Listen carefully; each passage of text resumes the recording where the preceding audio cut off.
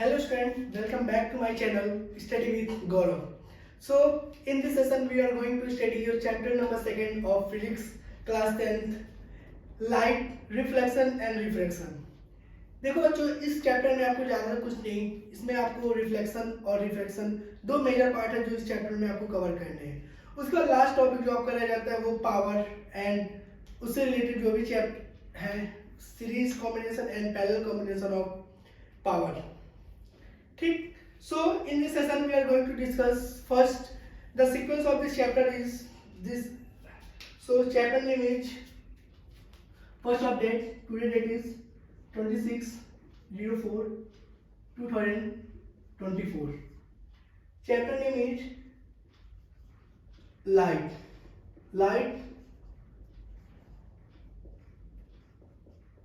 reflection and refraction. ठीक, basically इस chapter में हम पढ़ेंगे लाइट रिफ्लेक्शन एंड रिफ्रैक्शन। ये दो मेजर फेनोमेना है जो हमें इस चैप्टर में पढ़नी है। सो स्टार्ट करते हैं। देखो बच्चों, पहला चीज आता है आपका लाइट। लाइट होता क्या है? देखो, लाइट एक प्रकार की ऊर्जा होती है या light is a form of energy जो हमें मदद करती है किसी चीज को देखने में। इस कलरफुल वर्ल्ड को अगर हमारी आई के साथ साथ अगर लाइट ना हो तो हम इस कलरफुल वर्ल्ड का एंजॉय नहीं कर सकते या हम किसी भी चीज को देखने के योग्य नहीं हो सकते जब तक लाइट ना हो। यही कारण है कि आप अंधेरे में कोई भी चीज दिखाई नहीं देती। क्या वो चीज एग्जिस्ट नहीं करती? नहीं, गलत। वहां पे लाइट नहीं होता है और लाइट ना होने के कारण वहां पे रिफ्लेक्शन नहीं हो पाता है और रिफ्लेक्शन नहीं होता है तो दो रे का मीटअप नहीं हो पाता है और रे मीट नहीं करती है तो वहां पे इमेज का फॉर्म नहीं हो पाता है और जब इमेज नहीं फॉर्म हो पाता है तो हम उस चीज को देख नहीं सकते। So we are going to discuss first what is the definition of light. देखो, लाइट के दो डिफिनेशन है और आप वो दोनों नोट करेंगे। देखो, light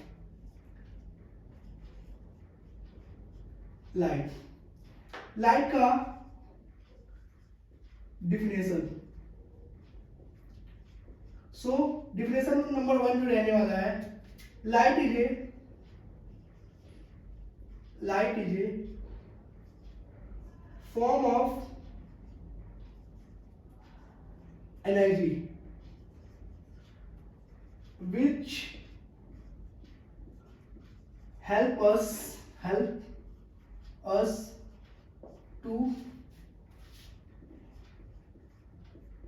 the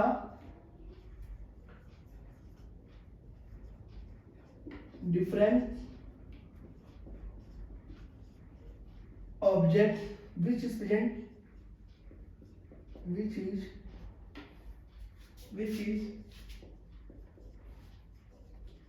present around us। देखो, ये लाइट की आपकी सबसे पहली डिफिनेशन रहने वाली है कि light is a form of energy which help us to see the different object which is present around us। Light की हेल्प से हम हमारे आसपास के जो भी सब्जेक्ट ऑब्जेक्ट हैं उन्हें हम देख सकते हैं। और इसकी जो दूसरी डिफिनेशन रहने वाली है वो है, देखो दूसरी डिफिनेशन जो है वो है light is a form of electromagnetic wave। Light is a form of electromagnetic wave which is travel with the speed of 3 into 10 to power 8 meter per second in vacuum। And light is a form of electromagnetic wave which is travel with the speed of 3 into 10 power meter per second in vacuum and it do not require any medium to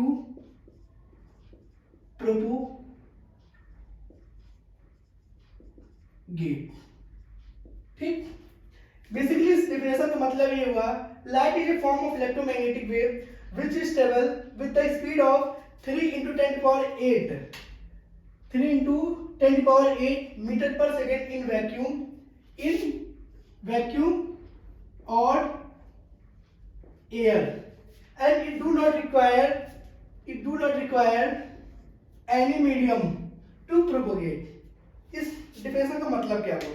देखो, light एक ऐसी चीज है जो हमारे इस universe में exist करती है और इसे किसी भी मीडियम की आवश्यकता नहीं होती है इसको प्रोपोगेट, मतलब इसको चलने के लिए किसी भी मीडियम की जरूरत नहीं होती है। इन द दूसरी तरफ आपकी बात किया साउंड देखो आपको वैक्यूम में नहीं सुनाई देता है। जब आप चांद पे जाते हैं तो वहां पे आवाज क्यों नहीं सुनाई देती? क्योंकि वहां पे एयर नहीं होता है, वहां पे वैक्यूम होता है। तो साउंड को ट्रेवल करने के लिए मीडियम की जरूरत पड़ती है, लेकिन लाइट को ट्रेवल करने के लिए किसी भी मीडियम की जरूरत नहीं पड़ती है। ठीक, ये हो गई आपकी लाइट। अब देखो, लाइट एक ऐसी चीज है जिसपे मतलब कई सारे मतलब साइंटिस्टों ने अपने अपने थ्योरी दी। देखो, लाइट जो है वो डुअल नेचर रखता है। डुअल नेचर बोले तो पहला particle nature, second wave nature. और इसके रिगार्डिंग कई साइंटिस्टों ने मतलब अपना अपना प्रपोजल दिया और सारे के प्रपोजल सही भी थे, क्योंकि उन्होंने जो भी प्रपोजल दिया उसके एक बेसिस थे। उन्होंने किसी बेस पे वो चीज दिया, उन्होंने उस चीज को प्रूव किया कि हाँ, अगर हम पार्टिकल नेचर कह रहे हैं तो क्यों कह रहे हैं, अगर हम वेव नेचर कह रहे हैं तो क्यों कह रहे हैं। ठीक, so properties of light. Properties of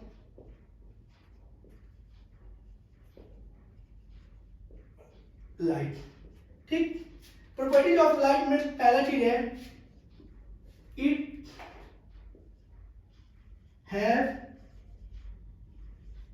dual nature. ठीक, it have dual nature. First one is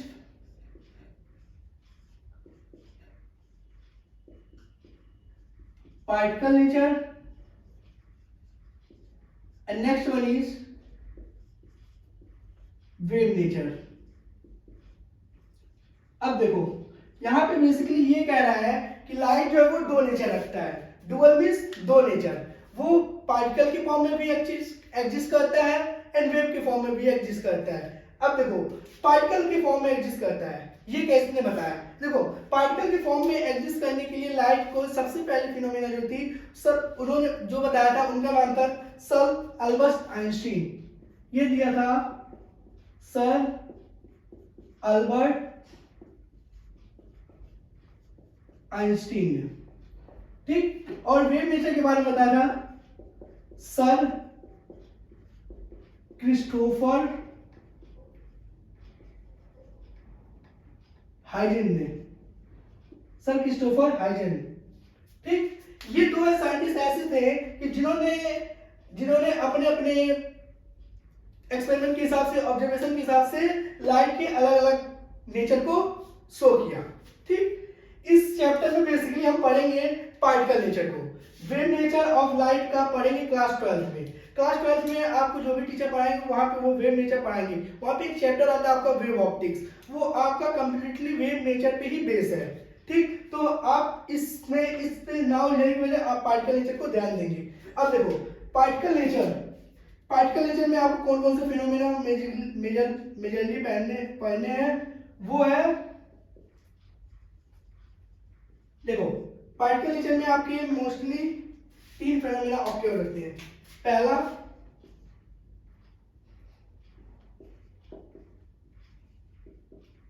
reflection, दूसरा रिफ्रैक्शन, तीसरा फोटो इलेक्ट्रिक इफेक्ट। ठीक, ये आपके पार्टिकल नेचर को शो करते हैं। पहला रिफ्लेक्शन, दूसरा रिफ्रैक्शन एंड तीसरा फोटो इलेक्ट्रिक इफेक्ट। वही बात की जाए आपकी वेव नेचर की कौन कौन शो करते हैं, तो वेव नेचर में आप पढ़ेंगे इसमें जो शो करता है first one is diffraction, second one is polarisation and third one is interference.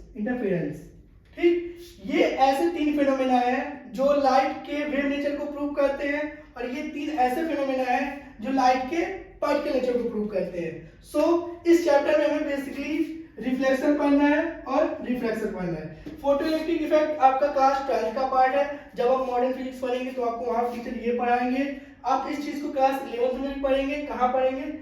Chapter number 2 structure of an atom. और ये तीन पार्ट आप क्लास 12 में ही पढ़ेंगे। Class 12 chapter name wave optics. ठीक, आप ये तीन फिनोमेना आप class 12 chapter number I think 10 wave optics में पढ़ेंगे। ठीक, और ये दो चीज आप इसी चैप्टर में पढ़ेंगे। और तीसरा फोटोइलेक्ट्रिक इफेक्ट, ये आप class 11 chemistry 2nd chapter some structure of an atom and modern physics of class 12 आप वहां पढ़ेंगे फोटोइलेक्ट्रिक इफेक्ट। ठीक, अब देखो इसमें बेसिकली सर अल्बर्ट आइंस्टाइन ने कहा क्या। देखो ये आपकी बुक में नहीं दिया हुआ, बस ये आपकी इंफॉर्मेशन के लिए मैं बता रहा हूँ। देखो अल्बर्ट आइंस्टाइन से जब पूछा गया कि लाइट जो है वो कौन सा नेचर से शो करता है, तो उन्होंने डायरेक्टली बोल दिया वो पार्टिकल नेचर शो करता है। तो उन्होंने कुछ साइंटिस्ट ने पूछा कैसे आप कह सकती हैं इस बात को कि वो पार्टिकल नेचर शो करता है, तो उन्होंने बोला कि देखो एक लाइट जो है वो इमेजिनरी है और वो एक फोटोन के फॉर्म में एग्जिस्ट करती है। वो जब ट्रेवल करती है तो वो एक फोटोन क्या होता है? एक बेसिकली एनर्जी पैकेट होता है जिसका ना कोई फिक्स वैल्यूम होता है ना कोई फिक्स शेप होता है। मतलब ये मासलेस तो नहीं कह सकते, हाँ वैल्यूलेस कह सकते हैं। ठीक, वो एक फोटोन के फॉर्म में एग्जिस्ट करता है और वो फोटोन क्या है? एक प्रकार की एनर्जी है। और उस एनर्जी को कैलकुलेट करने के लिए अल्बर्ट आइंस्टाइन ने एक फॉर्मूला भी दिया था। देखो फोटोइलेक्ट्रिक इफेक्ट में आप पढ़ेंगे एनर्जी ऑफ फोटोन, जिसका फॉर्मूला होता है h nu, where h equal to Planck constant and mu equal to frequency. ये आपकी किसी भी E स्टैंड फॉर एनर्जी, ये आपकी किसी भी फोटोन की एनर्जी होती है। जो फोटोन आपका लाइट के फॉर्म में ट्रेवल करता है उसकी एनर्जी जो होती है वो h न्यू के बराबर होती है। या इसी चीज को हम लिख सकते हैं E equal to hc by lambda, where c equal to speed of light and lambda equal to wavelength. ठीक, आप इसी चीज को इस फॉर्म में भी लिख सकते हैं। अब रही बात वेव नेचर की। देखो सर क्रिस्टोफर हाइजेन ने वेव नेचर की हेल्प से उन्होंने law of reflection and law of refraction दोनों प्रूव किए हैं। बट ये चीज आपको इस चैप्टर में नहीं पढ़नी है, ये आप पढ़ेंगे वेव ऑप्टिक्स में। उन्होंने सेम पार्टिकल नेचर की तरह ही उन्होंने वेव नेचर से भी रिफ्लेक्शन एंड रिफ्रैक्शन का फिनोमेना दोनों ही प्रूव किया है। जो मैं यहाँ पे बताना चाहूँ तो बता दूं, लेकिन आपके समझ में नहीं आएगा क्योंकि आपने अभी वेव फ्रंट नहीं पढ़ा है और मतलब उसके जो भी मतलब और रिलेटेड टर्म है, पावर, ये सब आप लोगों ने अभी नहीं पढ़ा, तो इसलिए आप उसको समझ नहीं पाओगे। इसलिए जो आपके जो काम का है वो बेसिकली रहने वाला है reflection and refraction. So we are going to start reflection.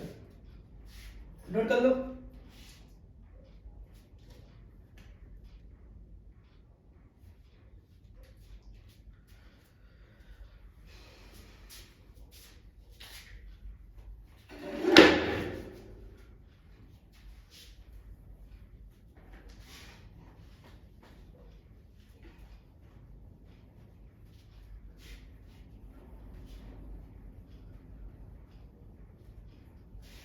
Now we are going to start reflection. So heading डालेंगे reflection of light। आप हेडिंग डालेंगे reflection of light।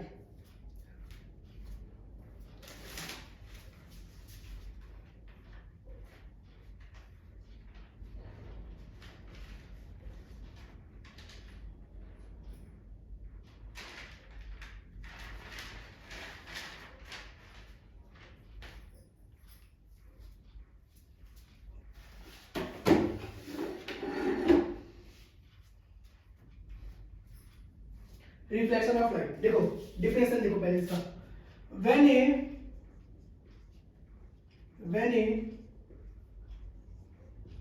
light ray when a light ray fall on a smooth surface, when a light ray fall on a smooth surface, या second definition, sorry जो easy definition है, the bouncing back of light, the bouncing back of light, the bouncing back of light when it hits a smooth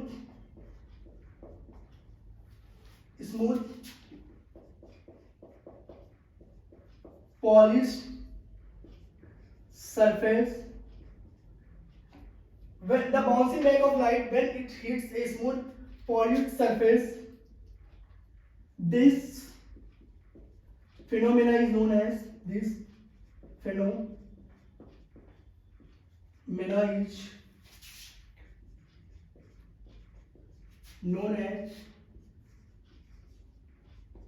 reflection. ठीक, देखो जब the bouncing back of A light, मान लो आपको कोई एक plane surface है, ये आपको कोई प्लेन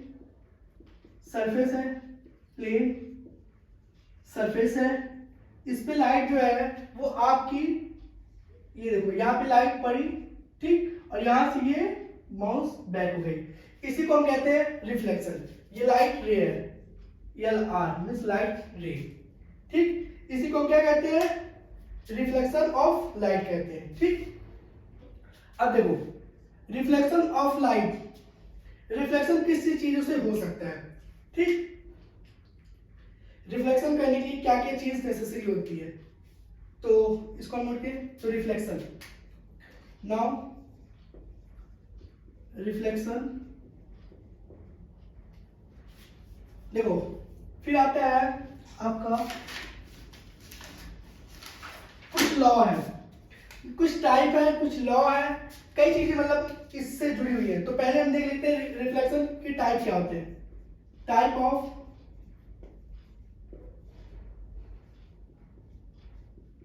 रिफ्लेक्शन, ठीक, तो पहला होता है regular reflection,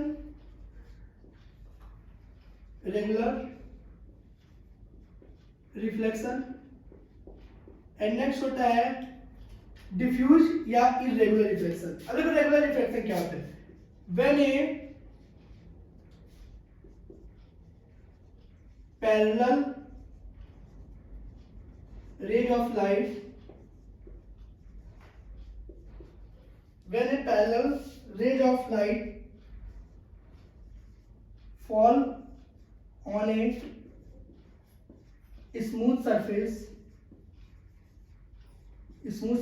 then after reflection,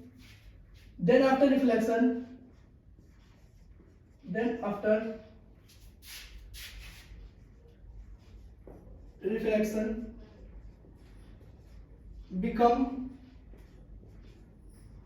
parallel, then this type of reflection is known as regular reflection. अब देखो इसका मतलब क्या होगा, डिफरेंशियल जोड़ो अभी समझो से। देखो ये कह रहा है कि जब एक पैरेलल रे ऑफ लाइट, जब कोई पैरेलल रे ऑफ लाइट हो, किसी सरफेस पे हिट करे और आफ्टर हिटिंग वो पैरेलली ही चली जाए, तो वो होता है रेगुलर रिफ्लेक्शन। ठीक, देखो मान लो ये कोई सरफेस है, ये कोई आपकी प्लेन सरफेस है, ठीक, अब जो लाइट रे है वो देखो, ये लाइट रे आई, ठीक, ये लाइट रे आई, ये देखो पैरेलली यहाँ पे हिट की, ये देखो पॉइंट ऑफ हिटिंग मतलब पॉइंट ऑफ इंसिडेंट, ठीक, ये पैरेलली यहाँ पे हिट की और आफ्टर रिफ्लेक्शन ये पैरेलल ही होके जाए। मतलब देखो अब ये देखो, ये मान लो अगर आई आर है मतलब इंसिडेंट रे है और ये रिफ्लेक्टेड रे है, देखो इंसिडेंट रे और रिफ्लेक्टेड रे ये आपस में पैरेलल है, ठीक, ये देखो ये दो लाइट जो है ये पैरेलली हिट कर रहे हैं और पैरेलल ही होकर रिफ्लेक्ट कर रहे हैं। So this type of reflection बोलते हैं regular reflection. Now second one is irregular reflection. Irregular और डिफ्यूज रिफ्लेक्शन, डिफ्यूज रिफ्लेक्शन। सो इसका रिफ्लेक्शन क्या होता है, देखो when A parallel ray of light falls on a smooth surface and after reflection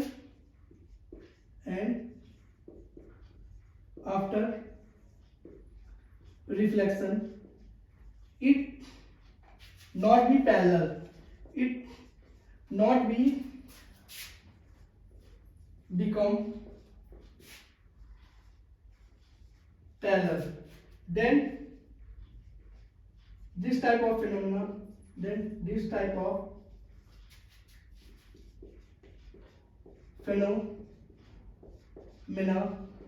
is known as irregular or diffuse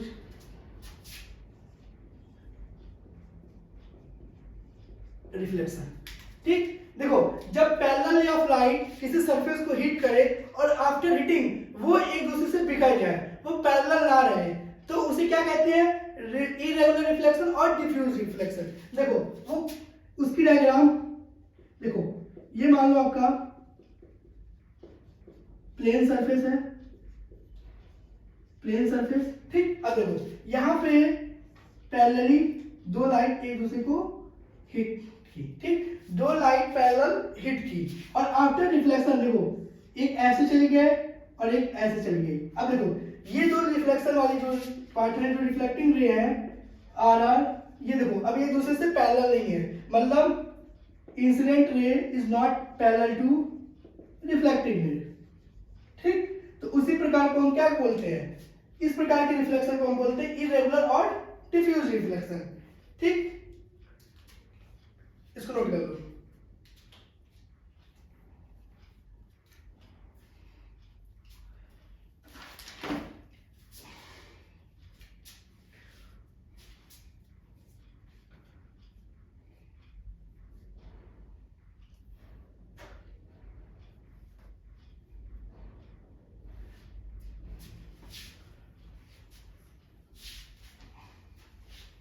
Now move to the most important part of this reflection is law of reflection. What is law of reflection? So there is two law of reflection. So heading is law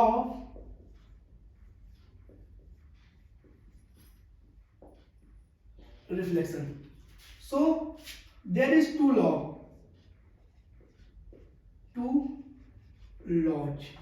So first law is the incident ray normal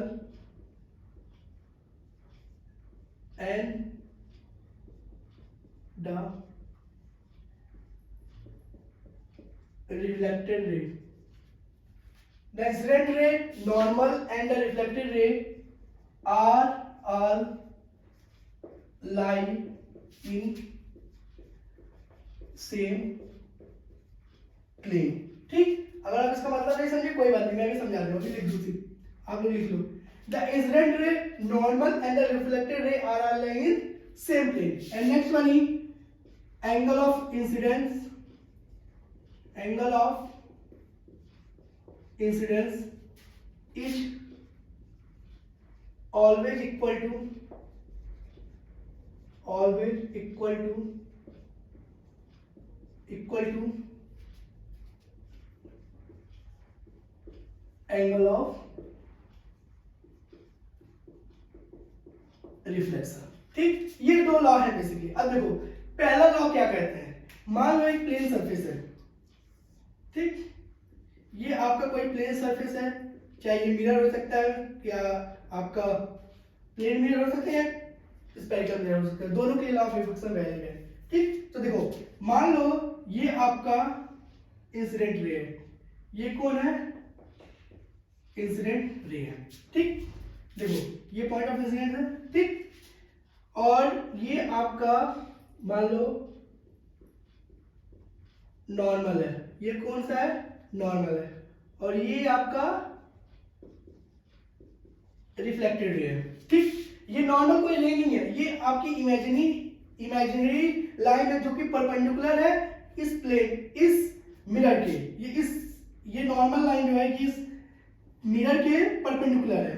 ठीक, अब देखो incident ray, normal and reflected ray are like in same plane, not same point, same plane, मतलब अगर हम इससे पास होती एक imaginary plane बनाए तो वो ये तीनों लाइन एक दूसरे एक में समा जाएंगी।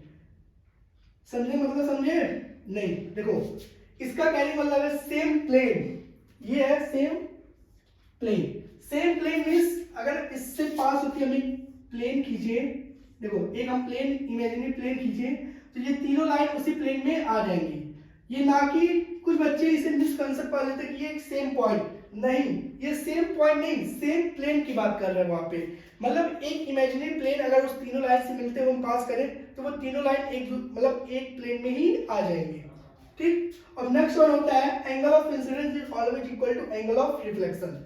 कुछ बच्चों का जो सबसे बड़ा जेन्युइन डाउट होता है वो ये होता है कि जो भैया एंगल होता है वो यहां से होता है, गलत। जब भी आप इस चैप्टर में लॉ ऑफ रिफ्लेक्शन का वैलिड प्रूव करना चाहेंगे या आप देखना चाहेंगे कि एंगल जो हम लेंगे वो लेंगे कहां से, तो याद रखिएगा आपका हमेशा एंगल जो होगा वो नॉर्मल और इंसिडेंट रे के बीच वाला होगा, या नॉर्मल या रिफ्लेक्टेड रे के बीच वाला ही होगा, ना कि इस इंसिडेंट रे और इस मिरर के बीच का एंगल। ये एंगल नहीं होता है। एंगल होता है आपको ओरिजिनली, ये एंगल होता है आपका नॉर्मल और इंसिडेंट रे, नॉर्मल और रिफ्लेक्टेड रे के बीच का angle. It means angle I equal to angle R, ये आपका सेकेंड लॉ कहता है, सेकेंड लॉ कहते हैं। ठीक, यही तो आपके लॉ है जिससे आपका 2 मार्क का क्वेश्चन आपके बोर्ड एग्जाम में बनते हैं। ठीक, और यही इतना सा इजी सा वो कॉन्सेप्ट है। ठीक, एक क्वेश्चन देख लो, मान लो अगर, और ये चीज याद रखना, ये जो नॉर्मल है वो इस मिरर से परपेंडिकुलरली है, मतलब ये जो एंगल है वो 90 डिग्री है, क्योंकि जब कोई भी दो लाइन आपस में परपेंडिकुलर होंगे तो उन दोनों के बीच का जो एंगल होता है वो 90 डिग्री होता है। जब कभी दो लाइन एक दूसरे के पैरेलल या एंटी पैरेलल होंगे तो उस समय एंगल जो होता है वो 0 डिग्री या फिर 180 डिग्री होता है। इसी के बेस पे मैं आपको एक क्वेश्चन दे रहा हूं, देखो मान लो जो एंगल है, angle between incident ray and plane is 60 degree, then find angle of reflection. ठीक, इसमें कह रहा है angle between incident ray and plane is 60 degree, then find angle of reflection. देखो बेसिकली ये क्या कह रहा है, देखो ये आपका प्लेन हो गया, ठीक, ये आपका प्लेन हो गया, ये कोई इंसिडेंट रे है, इंसिडेंट रे, ये आपके नॉर्मल और ये आपका रिफ्लेक्टेड रे। ठीक, इसमें जो 60 डिग्री दिया हुआ है वो आपको ये एंगल दिया हुआ 60 डिग्री। ठीक, मान लो अगर इसको नंबरिंग करें A O B और ये हो गया C, आपको जो दिया हुआ है ये एंगल AOD दिया हुआ है, कितना 60 डिग्री। फाइंड क्या करना है, COB फाइंड करना है। आप लोग क्लास 10 के स्टूडेंट, क्लास 9 में आप लोगों ने बेसिक ट्रायंगल की प्रॉपर्टी तो पढ़ी होगी। अब देखो ये देखो एंगल COD ये कितना है आपका 90 डिग्री है। क्यों 90 डिग्री है? ये इस प्लेन के नॉर्मल क्या है परपेंडिकुलर, परपेंडिकुलर है तो ये एंगल कितना होगा 90 डिग्री। ठीक, अगर ये 90 डिग्री है और ये 60 डिग्री है तो ये एंगल कितना होगा, ये एंगल, तो एंगल AOC निकालने के लिए आप कह देंगे angle COD minus angle AOD। Angle COD कितना है 90 डिग्री, एंगल AOD कितना है 60 डिग्री, मतलब 30 डिग्री एंगल AOC हो गया। ठीक, ये आपका 30 डिग्री एंगल AOC। अगर AOC आपका है क्या, angle AOC is equal to angle of incidence. ठीक, AOC कोई दूसरा एंगल नहीं, वो एंगल ऑफ इंसिडेंस ही है। अगर हमें एंगल ऑफ इंसिडेंस पता चल गया तो by the law of reflection angle I is always equal to angle R। अगर एंगल I 30 डिग्री है तो एंगल R भी आपका कितना होगा 30 degree. Hence this is your answer. Board exam में आपका ऐसे सेम क्वेश्चन पूछा जाता है, वो आपको फिगर्स बना के बता देंगे कि एंगल जो बन रहा है वो कहाँ का एंगल है और उसका ये एंगल बता दो। आप हमेशा ध्यान रखोगे कि आप जो एंगल लोगे वो नॉर्मल और इंसिडेंट रे के बीच वाला ही लोगे, ना कि प्लेन और इंसिडेंट रे के बीच वाला। ठीक है, नोट कर लो। अब इसके बाद पढ़ेंगे हम रिफ्लेक्शन किस चीज से होता है। अब देखो एक चीज याद रखना, नोट, देखो नोट्स तो आपके पास ही रहते हैं, मैं इसे हिंदी में लिखूंगा जिससे आप समझ जाओ। ठीक, चाहे there is no matter how is your surface either smooth or diffuse, either smooth or diffuse. There is no matter how is your surface, either smooth or diffuse. In this law of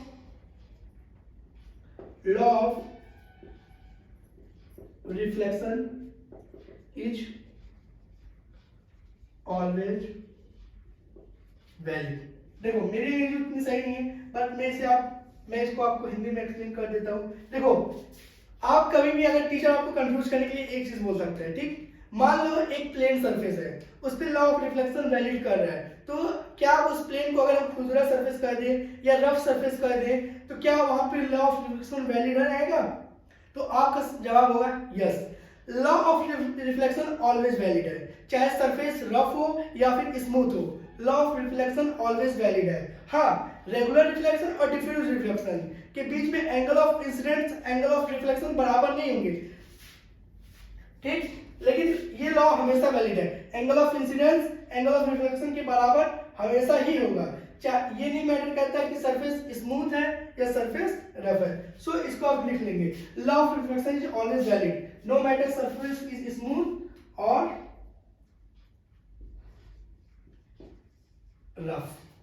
ठीक, लिख लो।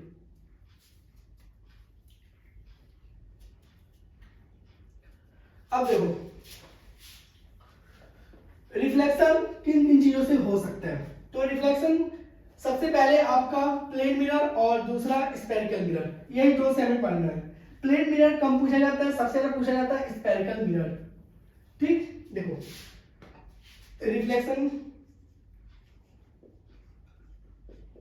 Reflection के source क्या क्या है, sources. So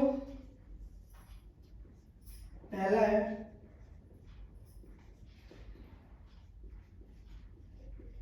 plane mirror and next one is spherical mirror. ठीक, so start करते हैं हम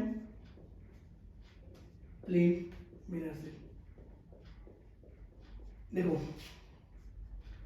प्लेन मिरर बेसिकली कुछ और नहीं, जो आपके घर में जो शीशा लगा होता है जिसमें आप अपना चेहरा वगैरह देखते हैं, वही आपका प्लेन मिरर होता है। ठीक, अब देखो कुछ प्लेन मिरर की प्रॉपर्टी होती है। क्या प्रॉपर्टी होती है, एक minute,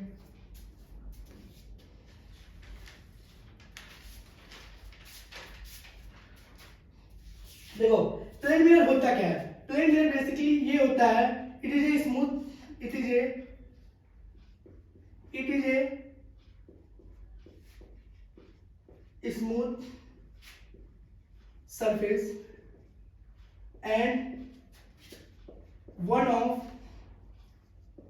its surface is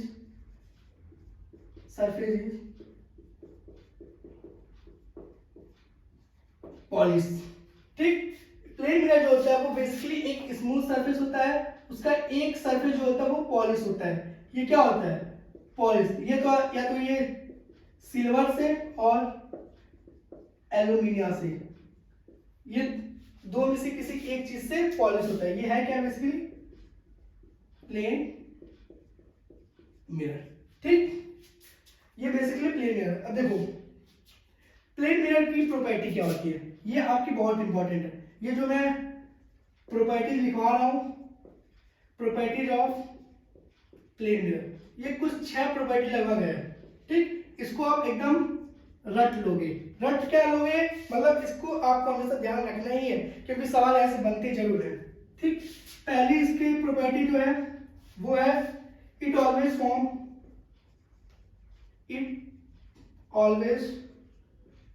form virtual and erect image. ठीक, ये जो है वो always virtual and erect image form करता है। वर्चुअल मींस क्या होता है,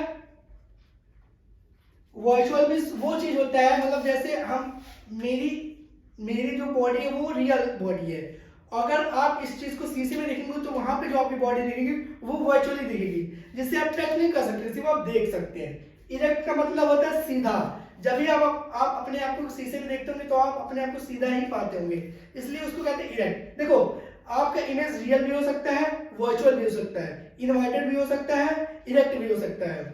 ठीक, स्फेरिकल मिरर के केस में हम देखेंगे कि अब आपका एक ही स्फेरिकल मिरर में आपके virtual, erect, real and inverted सारे इमेज का फॉर्म होता है। डिफरेंट प्लेस पे ऑब्जेक्ट को रखने पे डिफरेंट इमेज बनती है और उनका नेचर डिफरेंट होता है। लेकिन आपके प्लेन मिरर में जो आपका नेचर होता है इमेज का वो हमेशा वर्चुअल और इरेक्ट इमेज ही होता है। अब आ जाओ पॉइंट नंबर 2 होता है side of object is always equal to side of image. देखो इस बेसिकली लाइन का मतलब क्या है, देखो जब भी आप कभी शीशे के सामने खड़े होते होंगे तो आपकी जितनी हाइट होती होगी सामने आपको उतनी हाइट की इमेज दिखती होगी, ना कि कभी भी आपको अपने हाइट से बड़ी या अपने हाइट से छोटी। ये इमेज आपको प्लेन मिरर के केस में नहीं देखने को मिलता है। आप जब भी अपने आप को शीशे में देखते होंगे तो आपकी हाइट हमेशा सेम ही होती होगी, ना किसी घटती होगी ना किसी की बढ़ती होगी। लेकिन स्पेरिकल मिरर के केस में ऐसा नहीं होता है। स्पेरिकल मिरर के केस में डिफरेंट प्लेस पे डिफरेंट प्लेस पे ऑब्जेक्ट को रखने पे डिफरेंट इमेज बनते हैं। कभी कभी वो इमेज आपके ओरिजिनल ऑब्जेक्ट से छोटा भी होता है, कभी कभी बहुत बड़ा भी होता है। ठीक, लेकिन प्लेन मिरर में आपका size of object always equal होता है साइज ऑफ इमेज के। Now move to third property, distance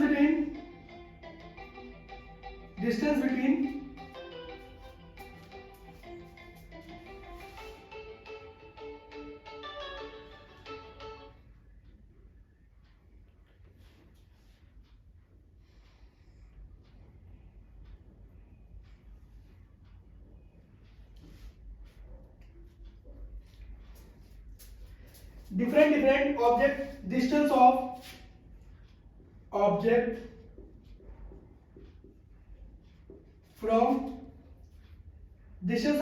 from mirror, distance of object from mirror is equal to distance, अरे यार sorry सी है the distance between object, the distance between object and mirror is always equal to distance between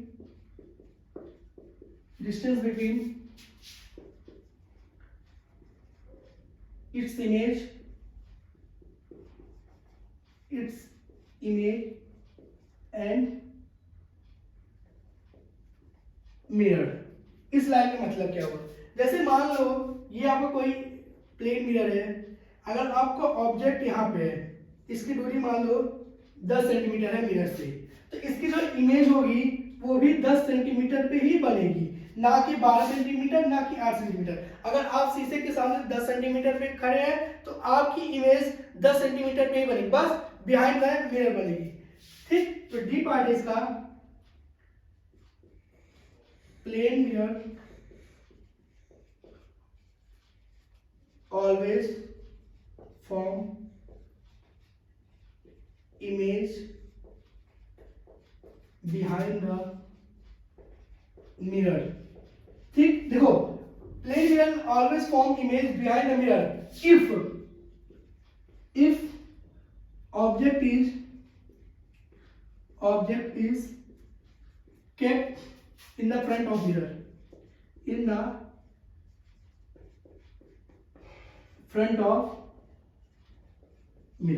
ठीक, अगर आपकी object mirror के सामने है तो ही आपकी इमेज मिरर के पीछे बनेगी, अगर आपका ऑब्जेक्ट मिरर के पीछे है तो आपका इमेज प्लेन मिरर के सामने बनेगा। ठीक, अभी तक आप लोगों ने सिर्फ ये पढ़ा होगा कि ऑब्जेक्ट का एक जगह फिक्स होता है, गलत। आप प्लेन मिरर या स्फेरिकल मिरर के दोनों तरफ आप ऑब्जेक्ट रख सकते हो, देन उसी के हिसाब से आपका इमेज फॉर्म होता है। ठीक, ये डी, और लास्ट डी ई प्रॉपर्टी आपकी है,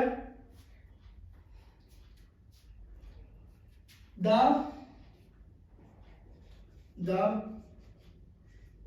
इमेज इज ऑलवेज इन्वर्टेड। देखो इस इन्वर्टेड का दूसरा मीनिंग है, इस इन्वर्टेड का मतलब है the image is always inverted. मतलब कहने का है क्या, देखो आप अगर शीशे के सामने ऐसे खड़े हो तो आपकी इमेज जो होगी वो ऐसी नहीं बनेगी, वो हमेशा ऐसी बनेगी, मतलब उसका जो फेस होगा वो आपके फेस की तरफ होगा। ठीक, इसका मतलब ये है, आप जब भी मिरर के सामने खड़े होते होंगे तो अगर आप ऐसे करें तो आपका इमेज इस तरीके से खड़ा होगा, वो आपको ही सामने से दिखेगा। ठीक, इसका मतलब ये है। और last and final, focal length of